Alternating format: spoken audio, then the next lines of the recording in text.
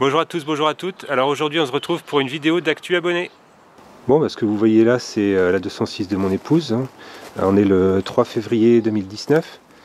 Et en fait, quand vous verrez cette vidéo, ce sera dimanche prochain. Donc après un savant calcul mathématique, je peux dire que ce sera le 10 février. Et en fin de compte, cette voiture a déjà disparu au moment où vous voyez cette vidéo. Oui, oui. Alors vous avez vu la semaine dernière le dernier épisode en fait sur le problème de ralenti avec cette voiture. Bon, en fin de compte, pourquoi est-ce qu'on change cette voiture? Elle fonctionne assez bien, hein, en fin de compte, elle a que 125 000 km. Mais en fait, c'est un peu comme mon histoire de 308, pour ceux qui se souviennent, la Honda, la 308. Bon, il y a une logique derrière tout ça. Moi, je crois toujours que les voitures des années 90 et début 2000 éventuellement sont relativement fiables et c'est encore faisable de les entretenir par soi-même à moindre coût, surtout les voitures des années 90. Mais en fin de compte, moi, ça me prend quand même du temps. Voilà, donc il y a un moment donné, il faut faire le tri dans les projets. Et donc l'idée, c'est de remplacer cette 206 par une voiture sur laquelle je n'aurai pas à travailler. Une voiture, voilà, ce sera des pros ou pas, si ce sera des pros, mais vous allez voir de quoi il s'agit, hein, mais j'allais la remplacer par une voiture. J'aurai pas à bricoler dessus le soir, en semaine, machin, le week-end et compagnie. C'est vraiment ça l'objectif. Et donc l'objectif, c'est de garder du temps pour bosser sur des véhicules loisirs. Donc la traction, le master, hein, c'est plus ou moins un véhicule pour se marrer. Hein, moi, je m'en sers pas pour travailler ni quoi que ce soit. La Dush, évidemment, ou bien des projets comme la remorque grue. Enfin voilà. Donc bosser sur ces trucs-là sans en avoir besoin le lundi. Parce que par exemple, si je commence une manip sur une voiture le samedi ou même le dimanche, j'ai le stress en fait d'être obligé de finir pour le lundi, puisqu'elle va me servir de voiture tous les jours. Donc ça c'est un problème. Et ça, je voudrais l'éviter, quoi. Un truc que je n'ai pas précisé en plus, sur la 206, là actuellement elle marche bien. Seulement je sais que je vais avoir par exemple la courroie d'Istrie à faire bientôt. J'ai un bruit au niveau de la courroie d'accessoires. Je pense qu'il y a un galet tendeur ou je sais pas quoi qui va bientôt lâcher. Ça fait encore un truc à faire. J'ai un bruit à l'arrière gauche, alors je sais pas si c'est le tambour, je sais pas si c'est le roulement encore, j'ai pas trop regardé. Enfin voilà, c'est pareil. Donc en soi, c'est pas des trucs graves, c'est des choses faisables, bien sûr, il n'y a pas de souci. Mais c'est un truc qui prend la place d'autre chose. Donc pareil, hein. Donc si je veux prioriser les choses, pour moi c'est les voitures anciennes, donc la traction notamment, qui doivent passer d'abord. Donc je vire voilà, toutes ces manips sur les voitures modernes. Bon, il y a une usure là au niveau du siège, hein. Bof. Il y a le lave-glace, je crois, qui n'a jamais marché sur cette voiture, donc c'est un peu pénible aussi. Il y a sûrement à un moment donné les phares qui vont commencer à ternir, qui seront à traiter. Un jour ou l'autre, il y aura quelque chose à faire là-dessus aussi. Il y a ce star de carrosserie que j'ai jamais réparé. C'était quelqu'un sur un parking de supermarché, voilà. Ça aussi, jamais réparé. Donc maintenant je vais avoir ma 308 au niveau du boulot, donc je suis peinard. Et là il y aura cette nouvelle voiture pour mon épouse. Je vous la présente, promis. Donc il y aura cette voiture à la place de la 206. Alors pour ceux qui demandent, oui, la Honda, pour l'instant, elle est toujours là, et je la garde. Pourquoi? Parce que je n'arrive pas à la vendre, en fait. Je n'arrive pas mentalement à me dire je vais la vendre. J'ai même pas fait l'annonce, hein. Et pour l'instant, c'est pas prévu à l'ordre du jour. Et donc oui, alors j'aurais pu aussi garder la Honda et la 206, en fait, en voiture, entre guillemets, de tous les jours, pour se dire, voilà, mon épouse aura toujours cette voiture-là, si besoin. Et en fait, pas de bol, il y a eu un concours de circonstances, et la Honda avait un souci pour démarrer. D'un seul coup, je pense que c'est l'allumage, c'est pas grave, hein, c'est pas méchant. Sauf qu'il y a eu la Honda qui avait un problème pour démarrer et la 206 qui avait son problème de ralenti. Et donc là, j'ai eu mon épouse qui s'est retrouvée sans voiture. Et donc moi, obligé de bosser en urgence aussi, à dépanner. C'est pour ça que j'ai fait le fameux contournement là, de câble d'accélérateur et compagnie. Et en fait, ça m'a quand même un peu gavé, quoi. Ça m'a gavé de se dire, voilà, je suis obligé de m'occuper encore, entre guillemets, des modernes. Alors, j'appelle des modernes, 1995, 2000, pour moi, c'est des modernes, hein. Donc, obligé de travailler sur les modernes, au lieu d'avancer sur mes projets de voitures anciennes, quoi, au lieu d'avancer sur la traction et compagnie. Et je sais aussi que beaucoup d'entre vous attendent la traction et tout ça. Enfin, donc je pense que même la 206 n'a pas forcément un gros public sur la chaîne. J'ai personne qui me dit « Ah, la 206, on n'a pas de nouvelles, machin ». Autant la traction, c'est à peu près à chaque vidéo. Autant la 206, bon. Même la Honda, elle avait un petit peu son public. Donc bon, la Honda reste, la 206 part. Voilà, bah, vu comme ça, c'est pas un drame, hein. C'est la vie. Et puis en plus, c'est des tas de ferraille. Donc, et puis de toute façon, c'est comme ça. C'est ce que j'ai décidé de faire, enfin ce qu'on a décidé de faire avec mon épouse. Donc voilà, bon allez, le temps est venu maintenant de vous présenter la nouvelle voiture. Voilà, allez, c'est parti. Bon allez, bye bye 206, de toute façon, je me suis jamais vraiment attaché. Allez, ciao. Voilà, samedi 9 février 2019, comme prévu, il n'y a plus rien ici.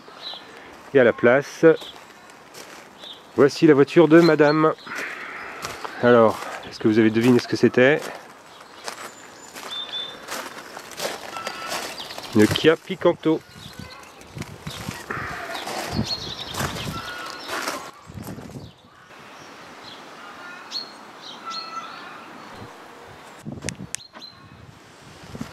Alors, on va regarder ça à l'intérieur.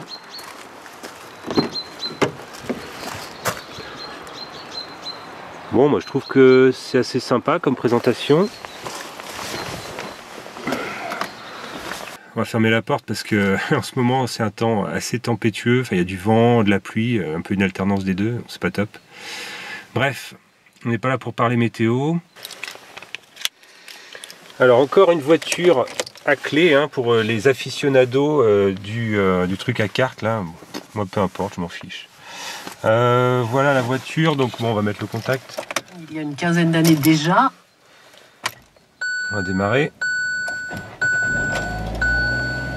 Alors, ça c'est le premier truc que je trouve, enfin pas bizarre, mais c'est vrai que quand on démarre, il y a un régime moteur assez important. Bon, c'est le starter, hein, il fait quoi? Il fait 10 degrés, bah, il fait quand même pas froid, mais bon.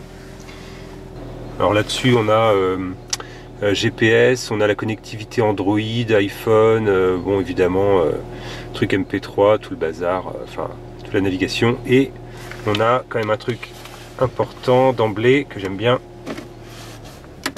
La caméra de recul et quand on tourne les roues, il prévoit la trajectoire que prendra la voiture, donc en jaune. En bleu, c'est si on va tout droit. Vous voyez, si je tourne les roues à droite, il prévoit qu'on va faire comme ça.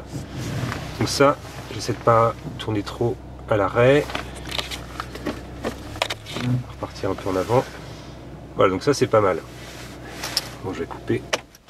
Alors la voiture, en fait, c'est mon épouse qui allait la chercher mardi à la concession. Moi, j'étais en déplacement, donc je n'ai vu la voiture, entre guillemets, que vendredi. J'ai fait un aller-retour au boulot avec, donc j'ai roulé 30 bornes avec, mais c'est tout. Donc pour l'instant, je ne sais pas grand-chose sur la voiture. Je vais simplement vous parler de ce que j'ai vu, de ce que j'ai cru, enfin voilà, juste quelques petits détails comme ça, en faisant 30 bornes. Et je pense que je ferai une vidéo plus tard après, un petit peu comme la 308, genre les 3000 premiers kilomètres, enfin même si ce sera peut-être pas moi qui aurais fait les 3000 km, mais en tout cas une vidéo plus tard avec un peu plus de détails sur mes impressions ou les impressions de mon épouse. En tout cas, ce qu'on remarque tout de suite, c'est qu'on a pas mal de commandes au volant, pas mal de choses, peut-être même un peu trop, enfin... Bon là on a le téléphone, là on a les commandes vocales, ça je sais pas encore ce que c'est, ça c'est pour monter le son, ça c'est pour se balader dans les menus. Ça pour l'instant j'ai pas utilisé, alors ça doit être le régulateur limiteur de vitesse, donc c'est pas mal. Bon, autrement là-dessus on a la clim, enfin l'air conditionné. C'est pas une clim auto, hein, mais bon voilà, s'il fait trop chaud, bah voilà évidemment on peut mettre ça et puis ça fait du froid quoi. Voilà, bon après les choses standards. Il y a quand même un rechargeur, enfin une prise USB pour recharger les téléphones, c'est pratique. J'ai pas testé, on doit pouvoir lire des MP3 aussi avec une clé, je pense. Ouais, ça c'est l'allume-cigare. Bon, ok.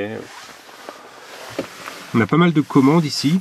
Je sais que bon, par rapport aux autres voitures qu'on avait regardées, il n'y avait pas grand chose. Là, il y a pas mal d'options qui sont là. On peut empêcher l'ouverture des fenêtres, on peut régler les rétroélectriques. Enfin, les commandes tombent naturellement ici, un peu comme dans toutes les voitures en fin de compte. Donc c'est pratique. En tout cas, c'est bien qu'elles soient rangées là, ces commandes. Alors par contre, après, pour les fanatiques du plastique moussé, là c'est pas bon. Hein. Je veux dire, moi je m'en fiche, mais ça c'est du plastique dur. Plastique dur. Plastique dur. Voilà, tout est en plastique dur. Ça aussi. Ça aussi. Ben, ma foi, à peu près partout. Hein. Si je compare avec d'autres voitures, voilà, hein, effectivement, là, c'est la fête du plastique dur. Personnellement, moi, je m'en fiche complètement. Cette histoire de plastique moussé, plastique dur, machin, ouais, enfin, pour moi, la voiture, il faut surtout qu'elle soit fiable, qu'elle soit raisonnablement économique. Enfin, voilà, faut pas que ce soit un gouffre financier. Après, il y a des plastiques durs. Je préfère qu'il y ait quelques options, entre guillemets, caméra de recul ou des choses comme ça, ou un peu de connectivité avec le téléphone. Enfin, ce genre de truc, c'est pratique. Et je préfère ça que savoir que j'ai du plastique moussé. Ouais, la belle affaire, quoi. Alors, apparemment, le volant est réglable en hauteur. Bah là, il était au max déjà. Pas en profondeur. Sinon, le toucher du volant, moi j'ai bien aimé. C'est un peu comme dans la 308 d'ailleurs. Je pense que c'est pas du cuir. Enfin, ils font plus du cuir avec des animaux. Enfin, je sais pas d'ailleurs, mais en tout cas, c'est le même genre de cuir. Enfin, sorte de cuir, je sais pas. S'il y en a qui savent ce que c'est comme matière, moi j'avoue que je me suis pas intéressé. Donc en visibilité, c'est pas mal. Hein. C'est pas comme la 308 effectivement où on a le rétro qui est là. Là, il est vraiment plus haut. Donc on a une bonne visibilité sur les côtés. On a une bonne visibilité vers l'arrière, vers les côtés, comme ça, c'est bon. On note assez rapidement qu'on a des vitres électriques à l'avant et à l'arrière, ce qui n'est pas quand même le cas de toutes les voitures de la catégorie. Alors je ne vous ai pas précisé, donc c'est une Kia Picanto, elle est neuve, c'est le modèle, je suppose, 2018, même si on a pris livraison en 2019, enfin, je ne sais pas exactement. En tout cas, c'est la deuxième Picanto, c'est-à-dire qu'il y avait un autre modèle de Picanto avant, qui avait quelques défauts, les gens avaient râlé après 2-3 trucs. Et là, en fait, c'est une version revue et corrigée. Donc, bon, normalement, qui devrait être mieux en tenue de route, et ainsi de suite. Alors, c'est la version, donc c'est une version essence, boîte auto 4 vitesses. Donc 4 vitesses, hein, c'est assez old school. C'est vrai que c'est pas très moderne. Mais en tout cas, c'est pareil, c'est plutôt une techno fiable, fiabilisée. C'est vraiment une boîte auto, hein. C'est un convertisseur de couple, donc c'est boîte auto à l'ancienne. Donc de ce côté-là, pas de révolution par rapport à la 206, mais au moins, bon, on ne devrait pas être trop embêté. Alors le moteur, c'est un essence, donc 1,2 litre 4 cylindres, si je ne m'abuse. Qu'est-ce que je voulais dire ? Au niveau des finitions, c'est le modèle design. Donc en fait, le fait de prendre une boîte auto oblige, comme souvent d'ailleurs, à prendre un milieu de gamme. C'est-à-dire que c'est rare d'avoir une boîte auto bas de gamme. Enfin, c'est ce qu'on a remarqué, en tout cas, chez la plupart des constructeurs. Donc là, c'est pareil, c'est milieu de gamme, boîte auto. Alors, ce que je remarque, c'est que les commandes de boîte sont assez raides quand même. Alors, peut-être que c'est le temps que ça se fasse, je ne sais pas exactement, mais bon, c'est assez ferme quand même. Hein. Mais bon, on peut peut-être penser que c'est du solide. Les sièges sont assez confortables et suffisamment esthétiques, j'ai envie de dire. Hein. Au niveau du toucher, c'est pareil, c'est assez agréable. Moi, j'ai rien à dire là-dessus. Pour ce qui est de l'habitabilité arrière, moi j'avais regardé un truc, c'était la garde au toit. C'est-à-dire, est-ce que je pouvais tenir assis moi-même à l'arrière sans avoir la tête penchée ? Et ben, ici, c'est le cas. C'était pas le cas dans toutes les voitures. Alors, le coffre, qui est apparemment parmi les plus grands de sa catégorie, et je veux bien le croire, puisque par rapport à ce qu'on a pu comparer, moi j'ai vu d'autres coffres qui étaient comme ça. C'est-à-dire que là, on a ça en plus. Il y avait d'autres, il n'y avait que ça de profondeur, quoi. Enfin, ça profond, et puis la cloison était là, quoi. Alors ça, c'est ce qui était livré avec la voiture. Bon, voilà. Un peu d'huile d'avance. J'espère qu'on n'aura pas trop besoin d'en mettre. Bon, ça, c'est parce qu'on a dû mettre le siège auto, les trucs de jantes, et puis une petite boîte d'ampoule. Bon. Et ce que vous ne voyez pas là, c'est qu'on a eu aussi une petite bouteille de champagne. Bon, c'est sympa, ça fait plaisir. Un détail, mais qui peut être intéressant quand même, la voiture est livrée avec 2 vraies clés. Je ne vais pas m'étendre plus pour l'instant sur la Picanto, elle fera l'objet d'une vidéo plus tard et plus détaillée. Alors maintenant, concernant le master. Alors vous voyez les traces là ? Traces d'humidité. J'ai remarqué ça depuis que j'ai le camion. Je pense que j'ai un souci d'étanchéité au niveau du radiateur de chauffage, donc qui est derrière tout ça évidemment. Alors j'ai le site carrosauto.com qui m'a contacté dernièrement pour me proposer de m'envoyer un radiateur de chauffage pour master. Donc je les remercie. Et je vais faire bientôt, je ne sais pas quand exactement, une vidéo dans laquelle je vais le remplacer. Parce que je suppose que c'est lui le coupable, même si c'est pas complètement sûr. Donc il va falloir que je m'amuse à déposer, je pense, tout le tableau de bord ici. Donc ça va être un peu sport. Si vous avez déjà des indications, des informations, si vous avez repéré des tutos pour faire ça, eh ben, je suis preneur, parce que à vrai dire, pour l'instant, je sais pas trop jusqu'où il faut. Alors, est-ce qu'en démontant ça, au niveau du compartiment moteur, comment on peut accéder, etc., etc. Si vous avez des idées, moi je suis preneur. Allez, on va se faire un petit démarrage à froid pour le plaisir. J'espère qu'il n'y aura pas de soucis.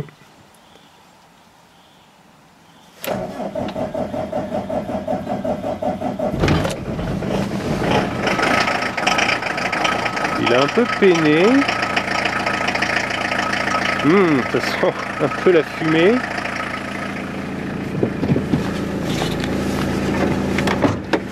Bon, ça fait quoi? Ça fait une semaine qu'il n'a pas tourné.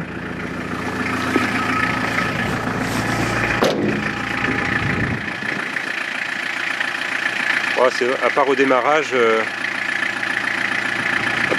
n'y a pas de fumée, hein, plus que ça.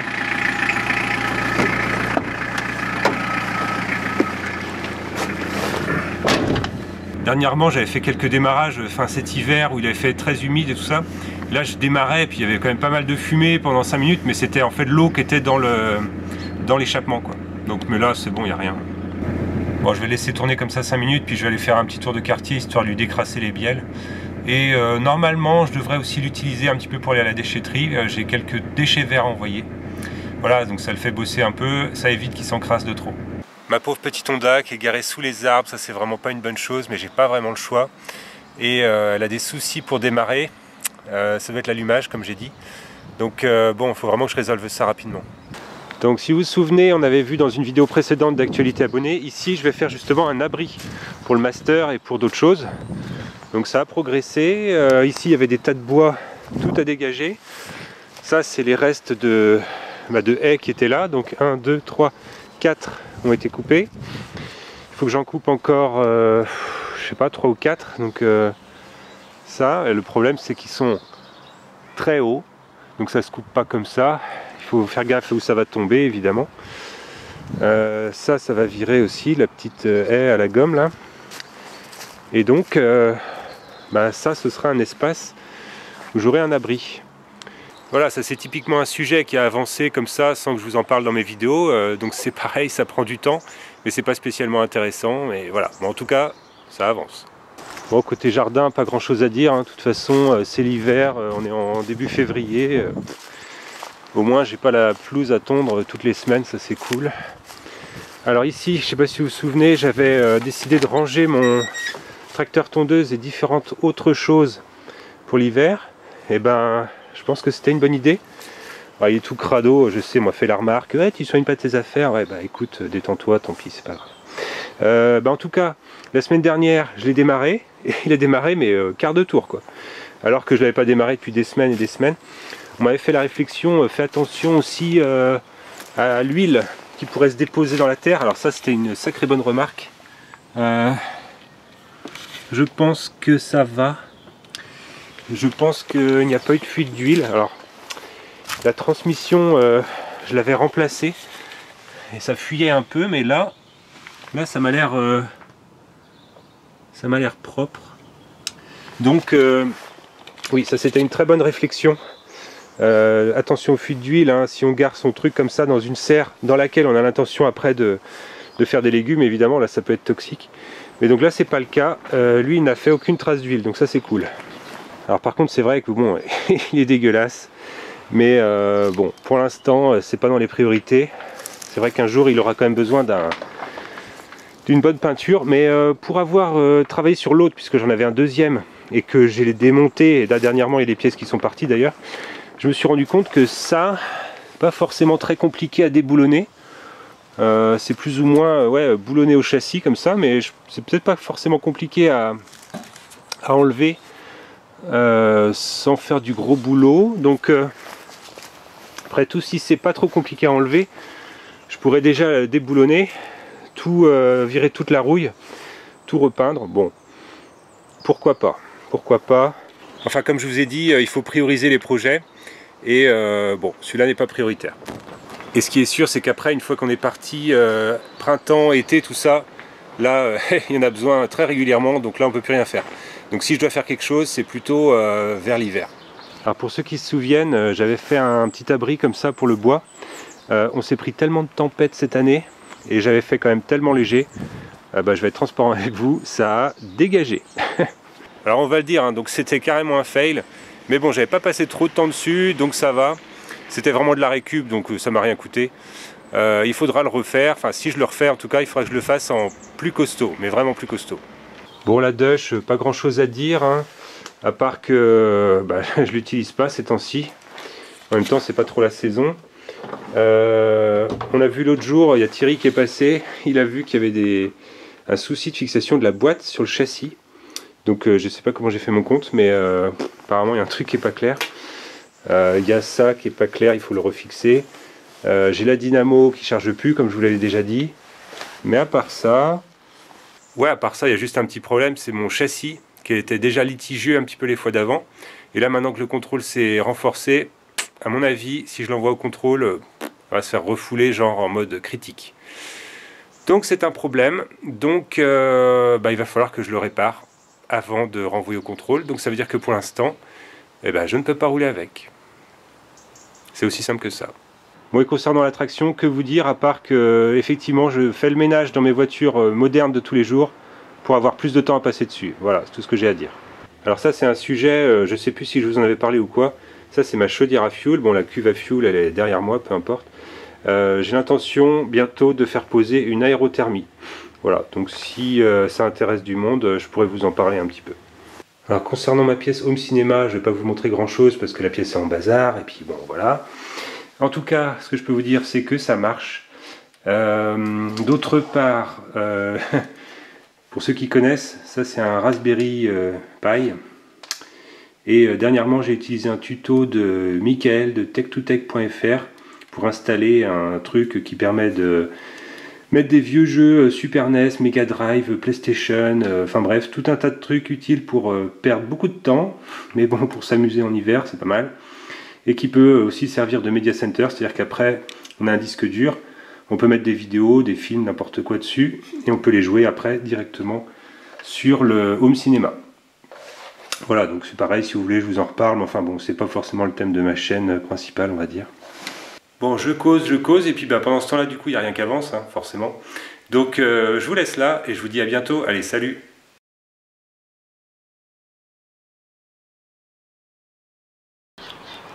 Bonjour à tous, bonjour à toutes. Alors aujourd'hui on se retrouve pour une vidéo... Donc voilà, bon allez, le temps est venu maintenant de vous présenter la nouvelle voiture. Voilà. Allez, c'est parti. Et puis un avion qui passe au-dessus, je sais même pas si on l'entendra sur la bande son. Oh si, là on va l'entendre. Bon bref. Merci pour la bande son. Je pense que j'ai un souci d'étanchéité au niveau du radiateur de chauffage, donc qui est derrière tout ça évidemment. Alors, j'ai le site Carrosse Auto qui m'a contacté dernièrement. Alors j'ai le site Carrosse Auto qui m'a contacté dernièrement, qui m'a proposé de m'envoyer un radiateur de Master. Donc bonjour à tous, bonjour à toutes. Alors qu'est-ce que vous voyez derrière moi? La 206.